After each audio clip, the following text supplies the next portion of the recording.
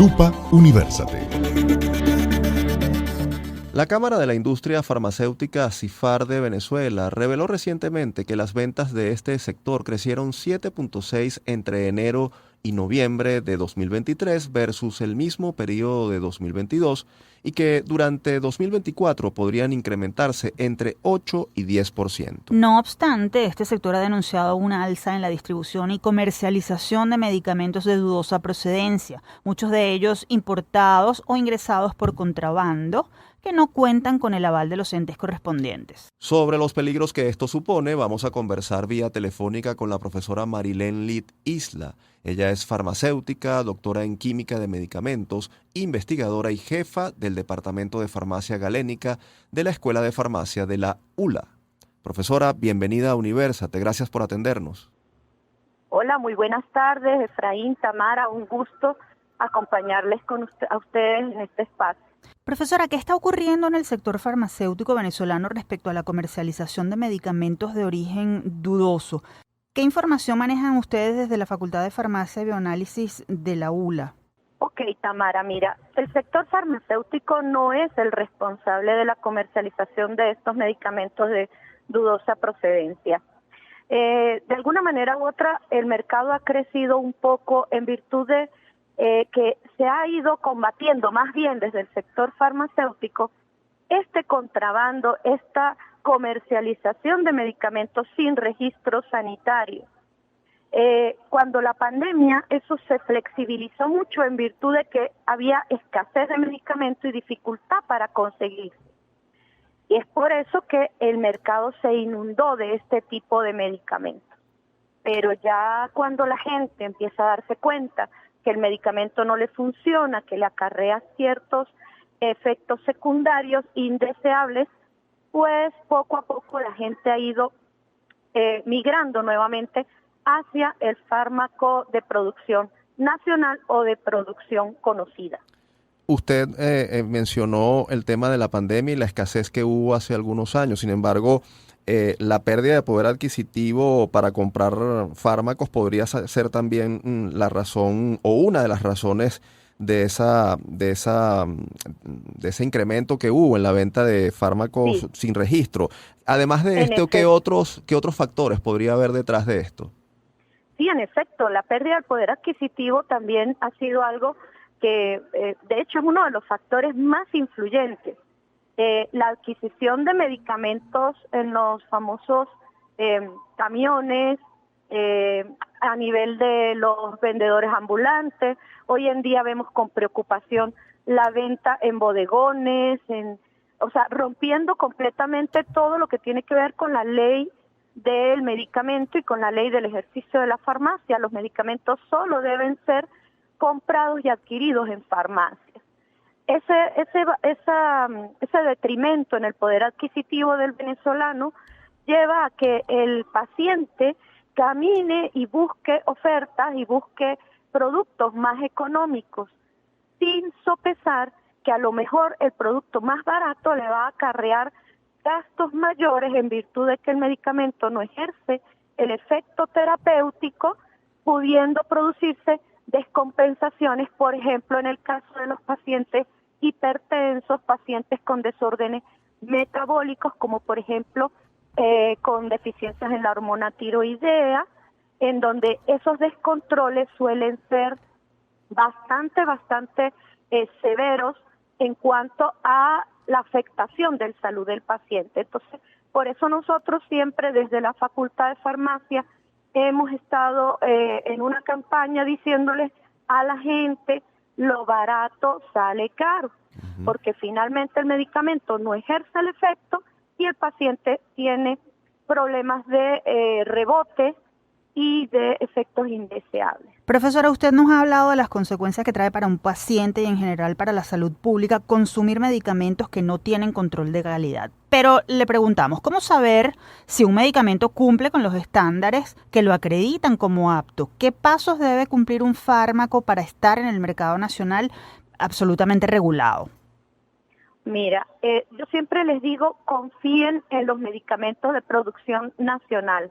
Venezuela cuenta con una industria farmacéutica que ha venido creciendo y se ha venido desarrollando muy a pesar del sistema económico y de los sistemas de impositivos en cuanto a tasas, aranceles e impuestos. La industria farmacéutica venezolana está invirtiendo, está trabajando duramente en el mantenimiento de las moléculas activas para cualquier tipo de patología. ¿Qué debemos mirar nosotros cuando compramos un medicamento? Que posea el registro dado por el Ministerio de Salud y Desarrollo Social, ¿ok? El Ministerio de Sanidad, como se le conocía antes. Debe tener un registro como especialidad farmacéutica, se aparece las siglas EF y un número, y ese es nuestro mayor punto o soporte para poder confiar en un medicamento. Incluso los medicamentos de importación deben contar con la permisología que da el Instituto Nacional de Higiene, que se refleja en el permiso sanitario, ¿ok? Y la importación también debe ser avalada por el Instituto Nacional de Higiene. Los requisitos que debe tener un fármaco para poder estar en el mercado farmacéutico, pues mira, cuando se comienzan a desarrollar en los laboratorios, ellos pasan por una serie de pruebas de estabilidad, de compatibilidad, de bioequivalencia, es decir, que el medicamento genérico o el medicamento al que llamamos nosotros copia sea tan efectivo como el medicamento original, el que dio la molécula de origen, ¿ok? Y eso es lo que están trabajando todos los laboratorios en Venezuela. Entonces, nuestro principal punto de apoyo es que el medicamento tiene que contar con la debida permisología, el respectivo número emanado del MSDS, ¿ok? Y adicionalmente deben ser adquiridos en las farmacias. No pueden ser adquiridos en la calle, en los camiones, debido a que son moléculas químicas que se deterioran con el calor, con la luz solar. Entonces, una mala manipulación del medicamento puede llevar a consecuencias a tener productos sin efecto terapéutico y también podemos tener productos tóxicos. Estamos conversando con la profesora Marilén Lid Isla. Ella es jefa del Departamento de Farmacia Galénica de la Escuela de Farmacia de la ULA. Profesora, se habla mucho en redes sociales e incluso en consultorios médicos acerca de los riesgos que suponen para la salud medicamentos que vienen de países como la India, Irán, China. ¿Qué tan cierta es esta especie? ¿Hay algo de guerrilla comunicacional de laboratorios o hay algo de verdad en ello? Bueno, mira, como te explicaba en mi respuesta anterior, un medicamento, vamos a darle el beneficio de la duda, ¿verdad? Vamos a darle el beneficio de la duda al laboratorio hindú, al laboratorio iraní, al laboratorio chino.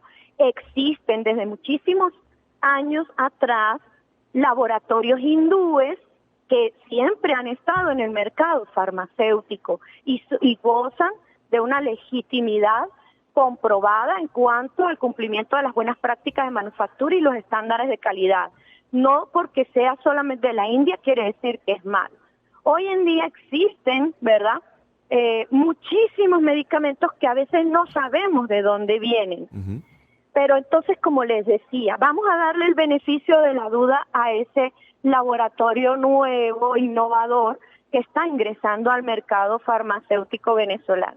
Si no hay una correcta manipulación, no hay una correcta condiciones de almacenamiento y no hay una correcta dispensación del medicamento, este puede resultar peligroso para el consumidor final y, por supuesto, para la salud pública de la comunidad venezolana.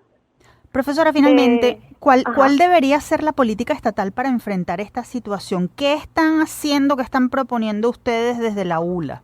Nosotros hemos propuesto que se eliminen las ventas de los medicamentos en los famosos camiones que están en la calle.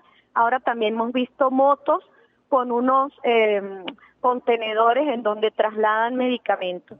Por lo mismo que te digo, si normalmente en la temperatura promedio en Venezuela puede estar alrededor de los 30, 32 grados, dentro de los camiones, dentro de estos contenedores, o por ejemplo en los buhoneros o en sitios donde no se cuide la temperatura y la humedad relativa, las temperaturas pueden pasar los 30, 35 grados.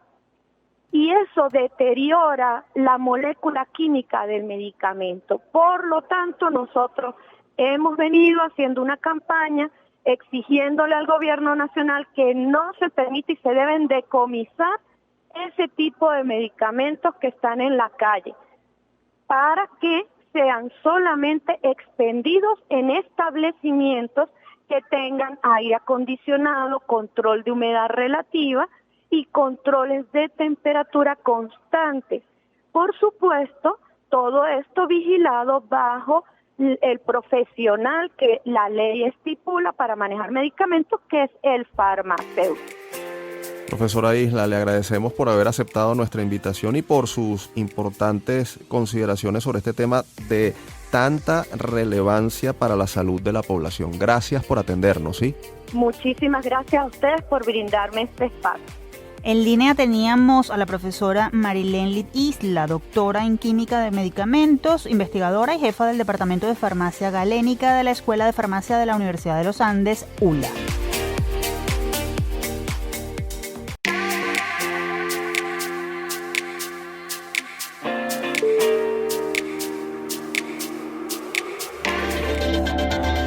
Lupa Universate.